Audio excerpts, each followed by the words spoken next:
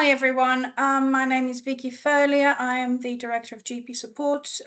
We have a centralised team that supports and gives bespoke confidential advice to individual doctors or practicing difficulty, working across all 5 ICB areas, and I have been asked to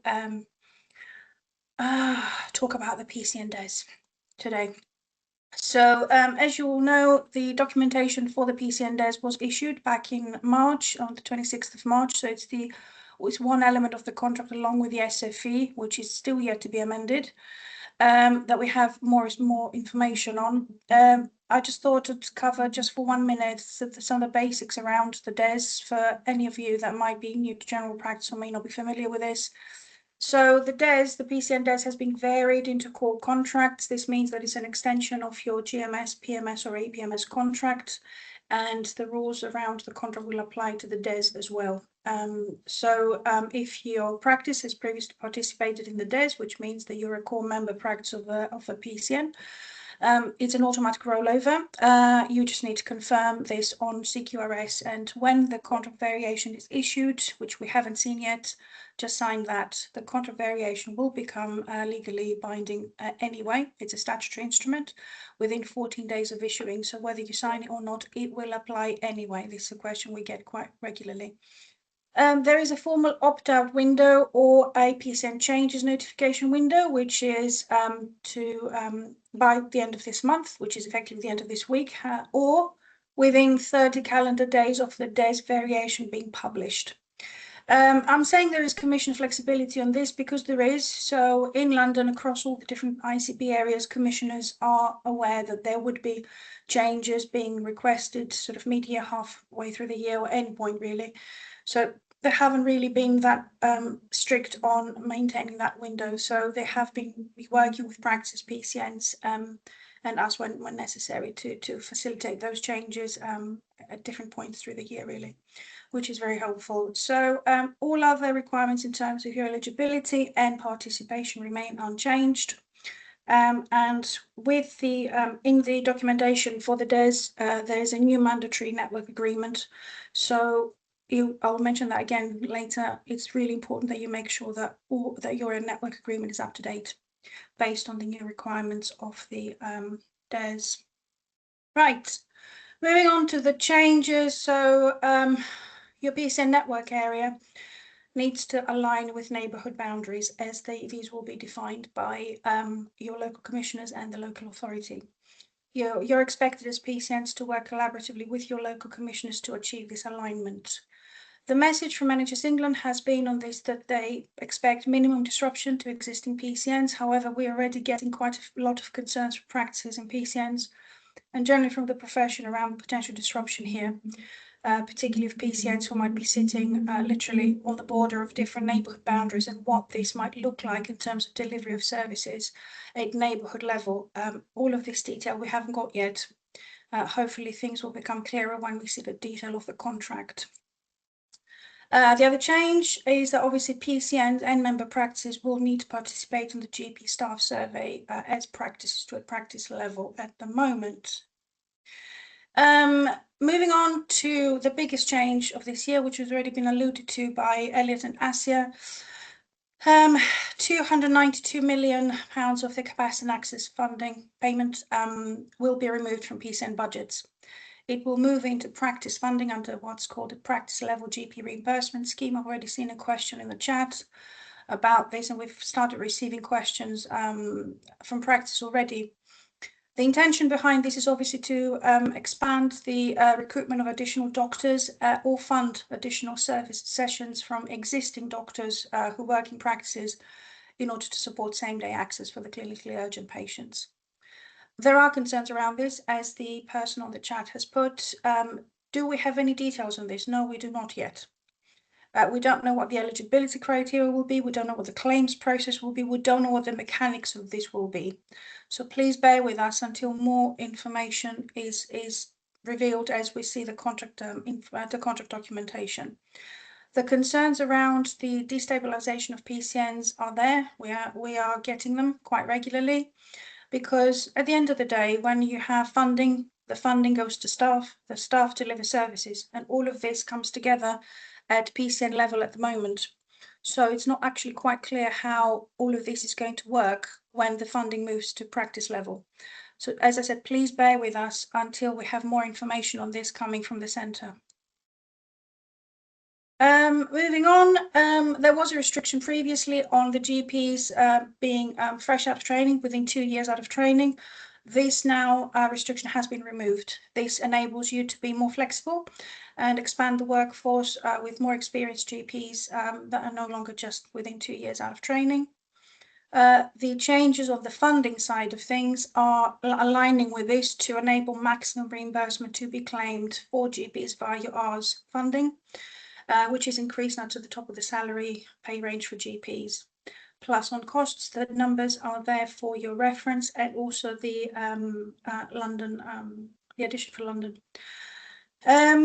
So also in terms of the flexibility, the new DES enables PCNs to recruit a broader range of Rs roles that are non-direct patient, that relate to non-direct patient care. Obviously, this will have to be agreed with your local commissioners. And one rule is that they have to be different to those staff already working in your core practices, your core member practices, or in other existing Rs roles. Again, how this is going to work on the ground, we're not quite sure. But in terms of the intention behind it, it's a positive thing. Other changes. So it's a core expectation in this year's DES that there will be continuity of care. And that's why the PCNs are now required to use risk stratification tools to identify and prioritize patient cohorts in terms of their continuity of care. There is also a requirement for an identification of your eligible care home residents for vaccination arrangements so that they can be offered both seasonal and routine vaccinations. You don't need to do this at PCN level. You can subcontract or engage with another organisation to do this on your behalf. But as long as you have the vaccination arrangements in place, you'll be okay in terms of complying with this particular requirement. Flu, adult flu and COVID vaccinations are now included in the new network agreement, the new mandatory network agreement. This means that previously you had to work in a collaborative group under a collaboration agreement. That's no longer necessary. You can work with each other within your PCNs to deliver these vaccinations. It's an enhanced service now under your collaborative arrangements within your PCN DES and within your PCNs. Also, there is a requirement to improve cancer referrals, early diagnosis and screening update across the different types of cancer, as you can see on the slide. Here I've just put for your reference, I'm not going to go through all of this, a sort of summary table of all the funding changes from core funding to enhanced access care home premium, which is of course per bed and not per patient. And also, as we've discussed, the removal of the capacity and access payment from PCN budgets moving into practice level. And as you can see, the IIF funding, so Investment Impact Fund, remains at the same value as last year. So this is what we've covered so far. We've just looked at the very high level of the contract DES specification for this year. Obviously, it wasn't an exhaustive list. It was just the highlights and the main changes, and also a quick look at the funding for this year. That's what I decided to kind of put on the top tips slide, because it's really important that you do that. So our staff is going to be huge. The change of the funding arrangements are going to be very important.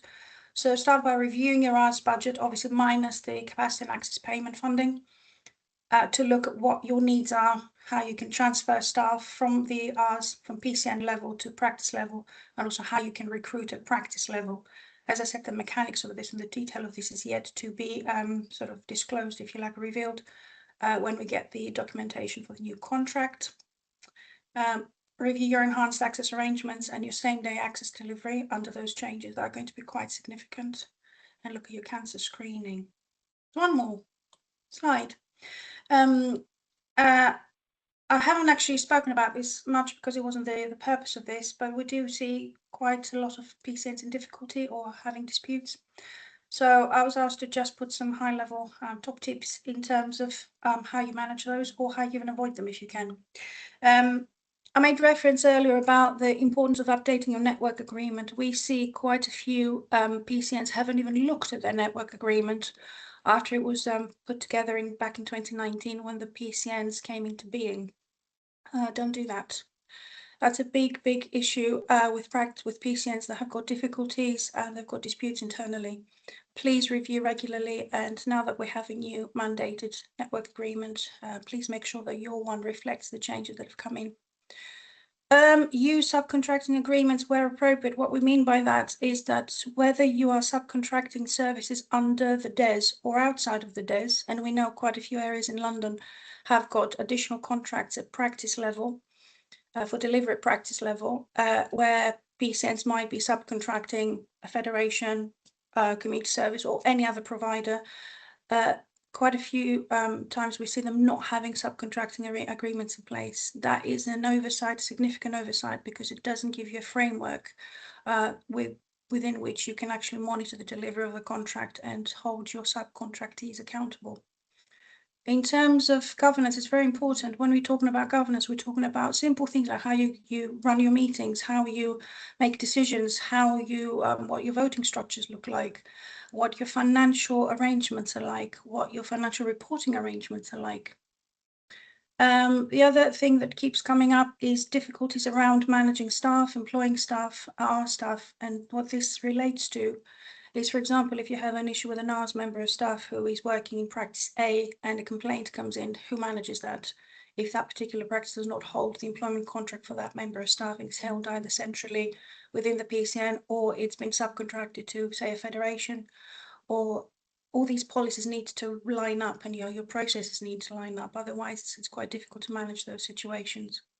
And if you have difficulties internally, engage with each other, talk to your practices, make sure decisions are inclusive and there is constant communication and early addressing of those issues. And if necessary, seek external support as well. I think that's all I had to cover today. So, Elliot, do you want to take over?